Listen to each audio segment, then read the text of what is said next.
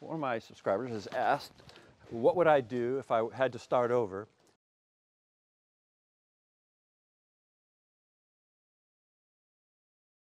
You've proven yourself that this is a way forward, that you can be a good enough woodworker to pay attention to the details and represent your work to a customer in a favorable light. Number one, you got to have some ideas about who your target market is. Who are you selling to? And in doing that, you have to know what you're selling. So let's say, for instance, you're going to make dining room tables. Okay, that is a moneymaker. Almost everybody has a dining room table.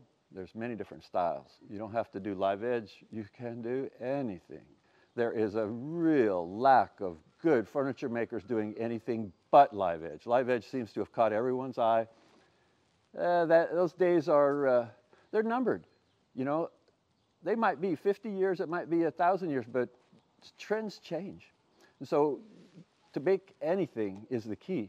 Go online and see the price range that you want to operate in, and find a style that is repeated in various magazines online to see that they're popular. Once you've seen that they're popular, that kind of gives you a direction to work. Now, you don't need a whole lot of tools. You've already got your hobby set.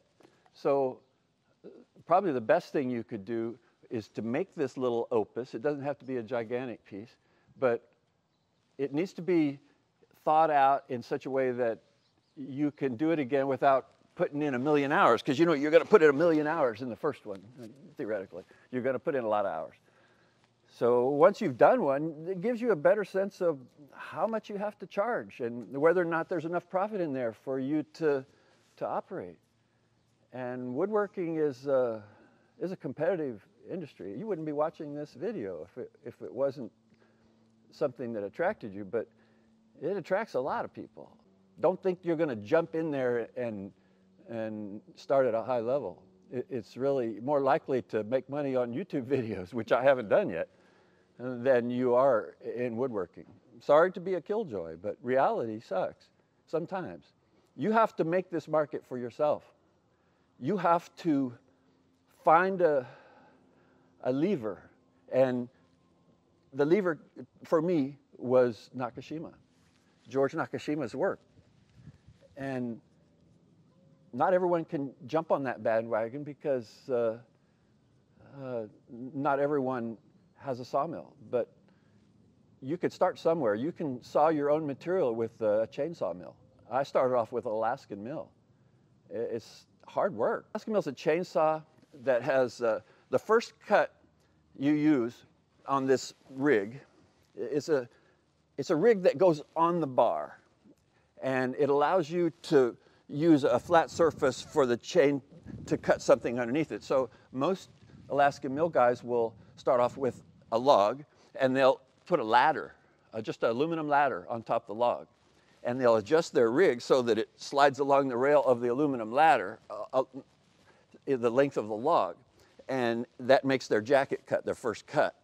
And then they take the jacket, the ladder off, and then from then on, you just make an adjustment of however thick you want to cut, and you use the flat surface that you just made for the Alaskan mill to ride on, and you just cut right on through. You only have to use the ladder the first time. No, you can buy an Alaskan mill. Chainsaws are cheap. Learn how to sharpen a chain. Make sure you shorten the dogs each time you sharpen a chain. I might do a thing on chain sharpening. Now, you will have to buy logs, so hook up with people who can supply that.